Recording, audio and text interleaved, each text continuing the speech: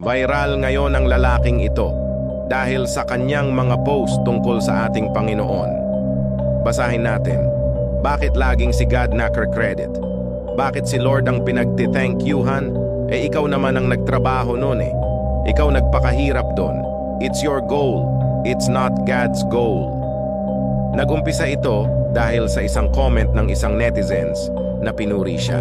At ang sabi, sana all po. Grabe talaga si Lord magbigay no, sobra-sobra, sana ako din sa susunod. At ang sagot naman niya, ay di po galing kay Lord yan, galing po yan sa hard work ko, sabay tumawa. Tara at ating pakinggan ang kanyang paliwanag tungkol dito. So ano nga bang gusto ko iparating sa post na yun? I just want to tell you guys that you deserve the credit of your own hard work. Kasi napansin ko dito sa Pilipinas, whenever you get your achievement, whenever you reach your goal, bakit lagi si God yung nagki-credit? Bakit si God yung pinagtithankyuhan? Ikaw naman nagtrabaho nun eh. Ikaw nagpakahirap dun. Diba? It's your goal, it's not God's goal. So, bakit si God yung kinikredit natin? That's so unfair, diba? So, I just want to tell you guys that God is not a giver. He is a guide. Guide lang siya sa mga gusto natin. So, bakit si God yung iti-thank you nyo? Bakit si God yung iti-thank you nyo?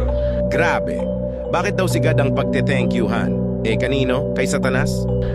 Meron naranasan na ba yung may binigyan kayo ng tao ng blessings na sasabihin, thank you God? Bakit thank you God? Galing sa'yo yun, di ba? Weird.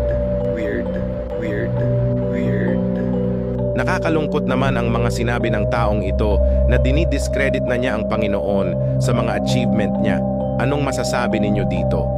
Basta para sa akin, lahat ng blessings ay galing sa ating Panginoon.